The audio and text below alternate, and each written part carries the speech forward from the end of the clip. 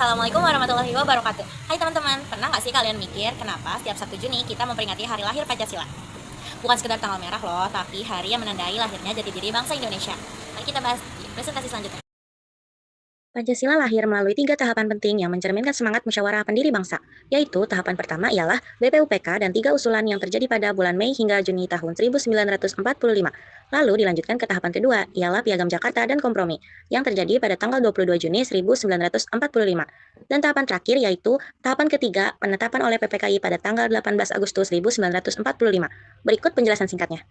Yang pertama ada BPUPK dan 3 usulan.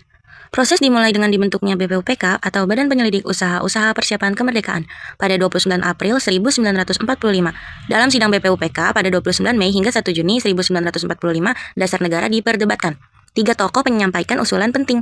Mereka adalah Muhammad Yamin pada tanggal 29 Mei 1945, lalu ada Supomot pada tanggal 31 Mei 1945, sampai akhirnya pada tanggal 1 Juni 1945, Soekarno berdiri dan menyampaikan pidato bersejarahnya.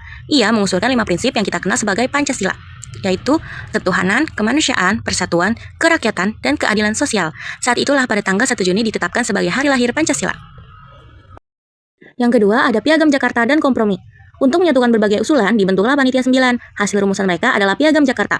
Piagam Jakarta adalah rancangan pembukaan Undang-Undang Dasar 1945 yang dirumuskan oleh Panitia 9 pada 22 Juni 1945. Berisi dasar negara Indonesia yang dikenal sebagai Pancasila pertama.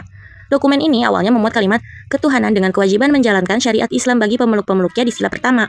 Rumusan ini menjadi cikal bakal penting dari terbentuknya Pancasila. Berikut nama-nama Panitia 9. Yang pertama ada Insinyur Soekarno, lalu Mr. Profesor Muhammad Yamin, Dr. Andes Muhammad Hatta, Mr. A. Maramis, Raden Abikusno Cokro Sujoso, Abdul Kahar Muzakir, Haji Agus Salim, Kiai Haji Wahid Hashim, dan Mr. Ahmad Subar. Tahapan yang ketiga atau tahapan terakhir yaitu penetapan oleh PPKI.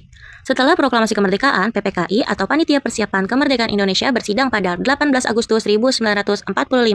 Demi menjaga persatuan bangsa, terutama setelah adanya keberatan dari perwakilan Indonesia Timur, 7 kata dalam sila pertama Piagam Jakarta dihapus dan diubah menjadi Ketuhanan Yang Maha Esa. Pada hari itu juga, PPKI mengesahkan Pancasila dalam pembukaan Undang-Undang Dasar.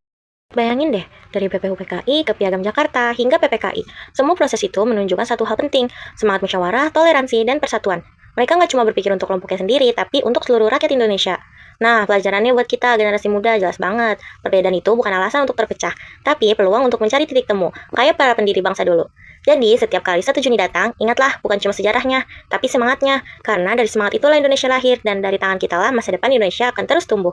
Sekian dari saya, wassalamualaikum warahmatullahi wabarakatuh.